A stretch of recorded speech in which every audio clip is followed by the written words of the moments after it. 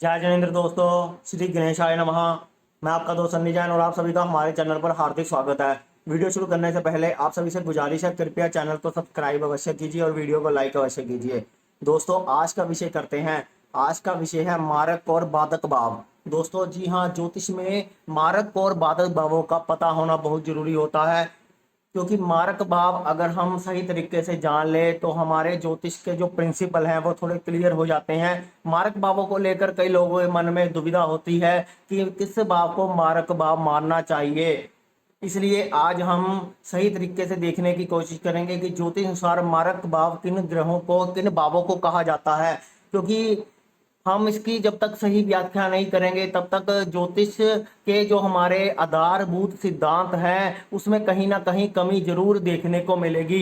इसलिए मारक भावों का हमें पता होना चाहिए। ज्योतिष में जो 12 भाव होते हैं उनमें से 2 भावों को मारक भाव कहा जाता है दोस्तों।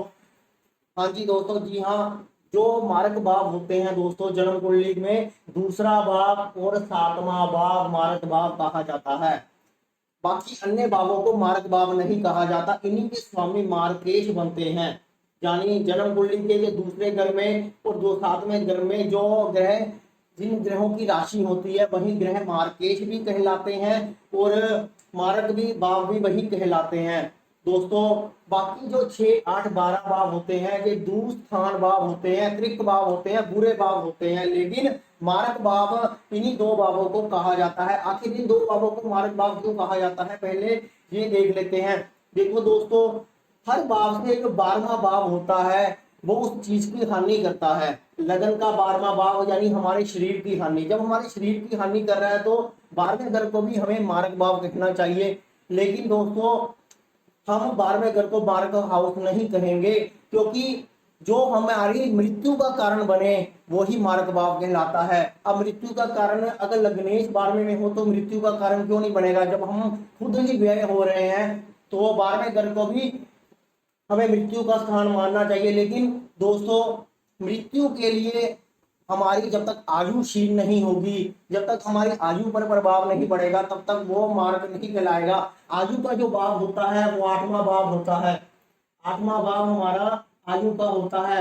इसलिए 8वें से 12वां भाव आयु की हानि करता है। 8वें से जो 12वां भाव होता है 7वां घर हमारे आयु की हानि करता है, इसलिए इसको मारक भाव बोला जाता है। और भावक भावक नियम के अनुसार हर ग्रह से जितने घर आगे जाते हैं वो उसी भाव को दिखाता है। जैसे अष्टम भाव से 8वें घर में वापस जाएंगे, 1, 2, 3, 4, 5, 6, 7, 8। 8वां घर भी हमारी आयु का ही होता है। भावक भावक नियम के अनुसार 8वें घर से 12वां घर ये भी मार्ग भाव कहलाएगा, जो हमारी आयु की हानि करेगा। दोनों तरीकों से जो हमारी आयु की हानि करता है वो दूसरा और 7वां घर होता है। इसलिए इन्हीं भावों को मारक भाव कहा जाता है। इन्हीं भाव के स्वामियों को मार्केश कहा जाता है। दोस्तों, मारक भाव हमें सिर्फ यहाँ पर जज करने की जरूरत है, इसको हमने आंकलन के रूप में अभी प्रयोग नहीं करना, क्योंकि मारक भाव के साथ जब तक अन्य भाव नहीं जुड़ेंगे तब तक किसी की आयु का निर्धारण नहीं किया जा सकता। ये हमें सिर्फ ज्योतिष के कंसेप्ट को क्लियर करना चाहिए, क्योंकि आयु की गणना के लिए इतने सारे प्रिंसिपल होते हैं। सिर्फ इन्हीं 2 चीजों को देखकर हम आयु का निर्धारण नहीं कर सकते। दोस्तों, जो हमें अच्छी तरीके से जब ज्योतिष समझ आ जाती है तो हम इसके साथ कई चीजें लगानी पड़ती हैं, जैसे 22वां दृष्टिकोण, 64वां नमाज, बाधक भाव। हर चीजों को लगाकर तभी हम कह सकते हैं कि इसकी आयु कितनी है और आयु का विचार करना चाहिए। लेकिन दोस्तों, आयु के विचार में आप जितनी भी ज्योतिष गणना कर लो, मेरा ये हमेशा से अनुभव रहा है कि आयु का निर्णय करना कठिन होता है। हम एक मोटा मोटा आंकलन कर सकते हैं, क्योंकि ईश्वर ने आयु और मौत अपने हाथ में रखी है, जन्म और मृत्यु अपने हाथ में रखी है। इसलिए कई लोगों की आप देखते हो कि अचानक मृत्यु भी हो जाती है, चाहे उनके मारक और बाधक भाव जुड़ भी रहे हों।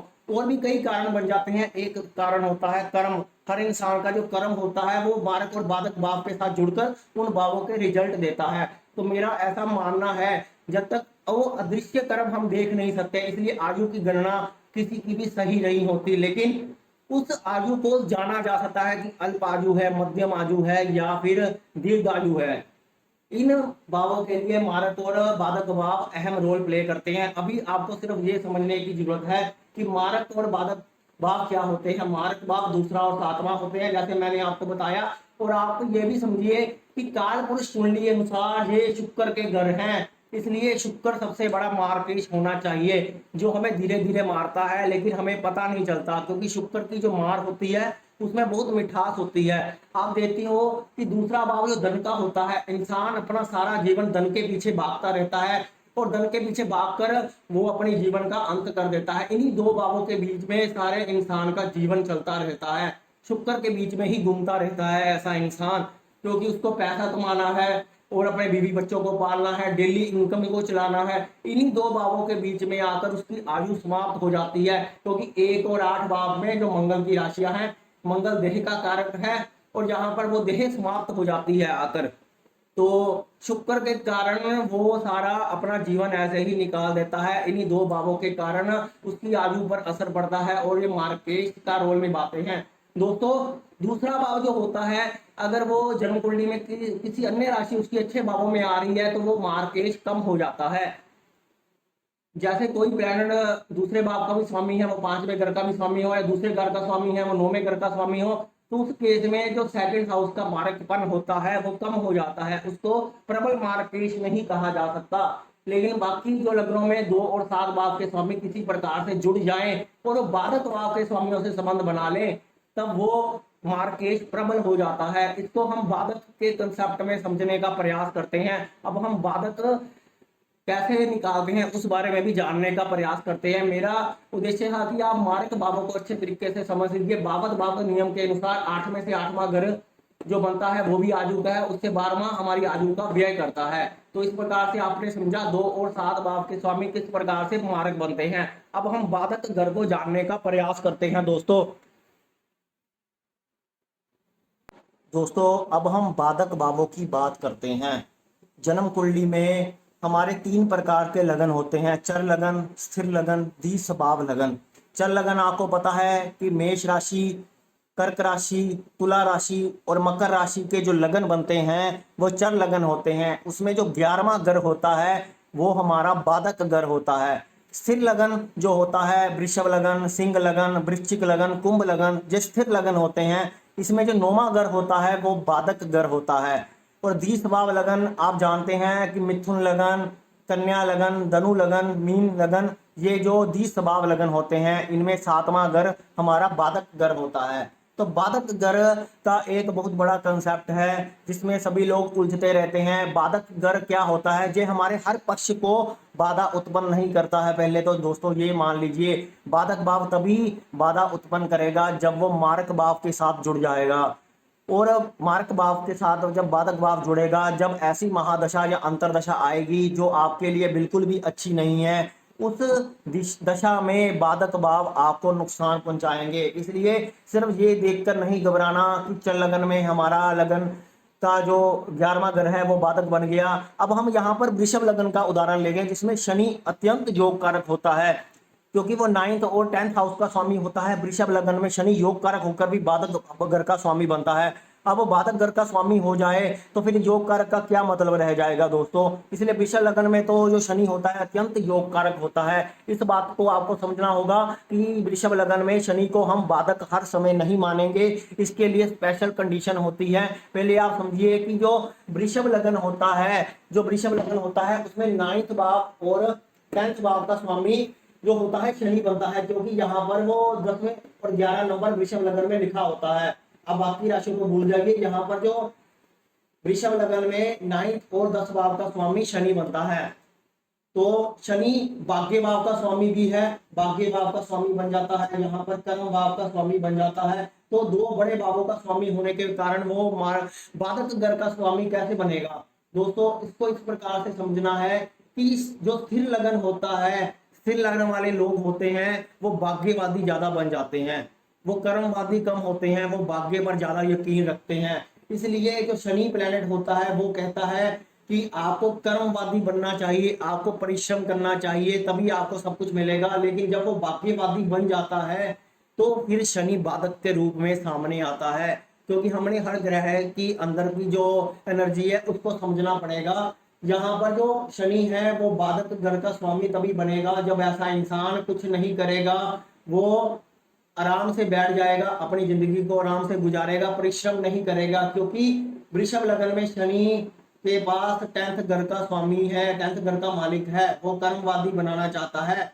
इसलिए जो वृषभ लग्न में जो 9th भाव का स्वामी जो बाधकेश बनता है, अगर उसकी हम 10वीं दृष्टि देखें, 1 2 3 4 5 6 7 8 9 10, 10वीं दृष्टि वहां पर जो तुला राशि लिखी होगी वहां पर जाएगी, तो ये जो राशि है वे शुक्र की राशि है, यानी शनि की जो राशि 10वीं दृष्टि पड़ेगी वो शुक्र की राशि पर पड़ेगी। शुक्र यहाँ पर लग्नेश भी है, इसलिए वो लग्नेश को पीड़ा देता है। अगर ऐसा इंसान भाग्यवादी बन जाता है तो वो छठे घर पर दृष्टि डालकर रोग उत्पन्न करता है और वो लग्नेश को बाधा उत्पन्न करता है। तो ऐसे इंसान को जब कोई महादशा बुरी आती है तो शनि उसको घेर लेता है। उस दशा में बाधक ग्रह मारक ग्रहों के साथ मिलकर वृषभ लग्न को नुकसान पहुंचाता है, क्योंकि जब वो कोई एक्टिविटी नहीं करेगा तो उसको रोग होगा, रोग होने से हमारा लग्नेश पीड़ित होगा और फिर मारक भाव के साथ मिलकर वो आयु की हानि करेगा। तो इस प्रकार से वृषभ लग्न का मैं सिर्फ एग्जाम्पल दे रहा हूँ, बाकी आप सभी लग्नों का एग्जाम्पल देख सकते हो, क्योंकि वृषभ लग्न में बहुत सारे लोग पूछते हैं कि शनि योग कारक है। यहाँ पर आपको समझना होगा कि शनि हमारे को कर्मवादी इंसान बनाना चाहता है, क्योंकि भाग्यवादी बनोगे तो शनि मारेगा वहां पर। इसलिए ऐसे इंसान की जो शनि 10वीं दृष्टि रोग बाप पर डालकर उसको मृत्यु तुल्य कष्ट प्रदान करता है। अपनी दशा या महादशा किसी ऐसे प्लेनेट की हो जो बुरी हो, उसके साथ मिलकर वो मारक भावों के साथ जुड़कर वो ऐसा रिजल्ट देता है। इसको आपको ऐसे समझना होगा, बाधक नहीं तो ये 2 ग्रहों का स्वामी बहुत योग कारक है। कई लोगों को ये ऐसा इंसान बहुत ज्यादा पॉपुलर बना देता है, बहुत ऊंचाई पर लेकर चला जाता है, लेकिन जिनका बुरा होता है उनको बहुत बुरी तरह से पटकता भी है। तो वृषभ लग्न में हमें शनि का रोल समझने की जरूरत है दोस्तों।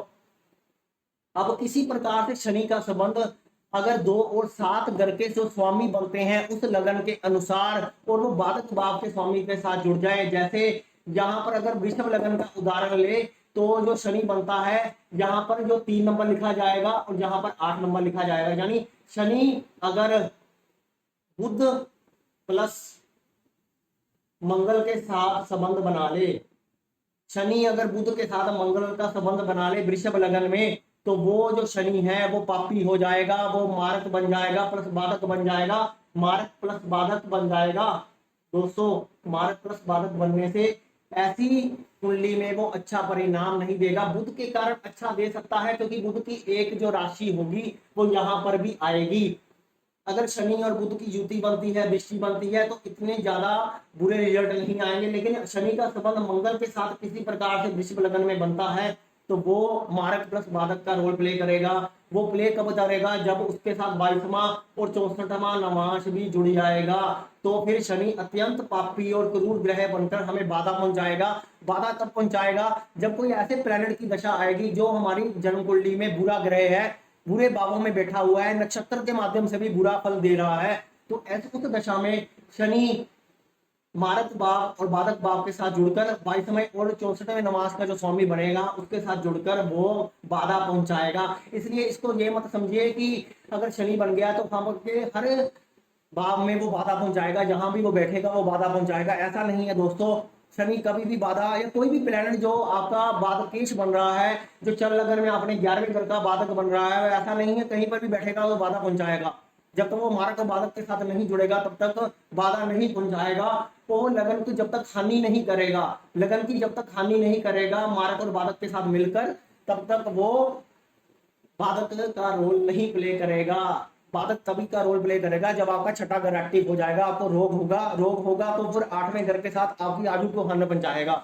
तो इस प्रकार से सभी कंसेप्ट को आपको समझने की जरूरत है। मारक और बाधक को समझना इतना आसान नहीं है, सिर्फ आपको बेसिक रूल याद करने हैं कि मारक और बाधक किस प्रकार से रोल प्ले करते हैं। दोनों जब आपस में मिलेंगे तभी बाधक बनेगा। ऐसे बाधक की थ्योरी बिल्कुल भी काम की नहीं है, इसको देखने की जरूरत नहीं है। इसको तभी देखना है जब इंसान बहुत ज्यादा मृत्यु तुल्य कष्ट से गुजर रहा है, जब उसकी शरीर की हानि हो रही है, तब आपको देखना होगा कि बाधक घर का कहीं ना कहीं मारक घर के साथ जुड़कर रोल आ रहा होगा।